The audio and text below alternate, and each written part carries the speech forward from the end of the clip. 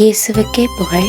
இயேசுவில் பிரியமானவர்களே, இன்று நம் ஆண்டவர் நீதிமொழி 3ஆம் அதிகாரம் 10ஆம் வசனத்தினூடாக இவ்வாறு நம்மோடு பேசுகின்றார்.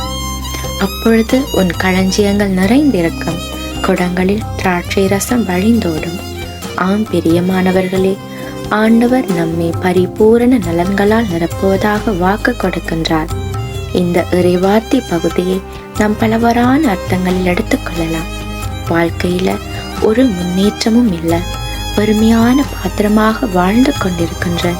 குடும்பத்துல கணவன் மனைவி பிள்ளைகளுக்கு இடையில மகிழ்ச்சி இல்லை, ஒற்றுமை இல்லை என்று நினைத்து கொண்டிருக்கிறீங்களா?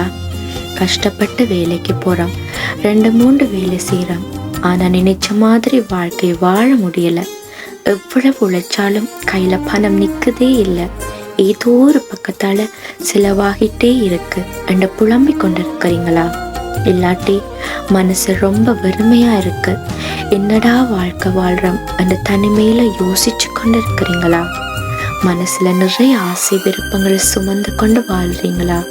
ஒரு குடும்பம் என்றா கணவன் மனைவி பிள்ளைகள் என்று வாழணும், ஆனா எங்களுக்கு அந்த பாக்கியம் இல்லையே, குழந்தை செல்வம் கிடைக்கதே இல்லையே, திருமணமாகி 3-4 வருடம் ஆகுது, இன்னும் முழுமையடையாத குடும்பமாக இருக்கு என்று நித்தம் கண்ணீரோடு கவலைப்பட்டு கொண்டிருக்கின்றீர்களா? உங்களை பார்த்துதான் ஆண்டவர் இவ்வாறு கூறுகின்றார். இன்று உங்களுக்காகவே இந்த வார்த்தையை கொடுத்திருக்கின்றார். அதற்காக நாம் அவருக்கு நன்றி கூறுவோம். நிறைவான சந்தோஷம் கிடைப்பதாக வாக்கு கொடுக்கின்றார்.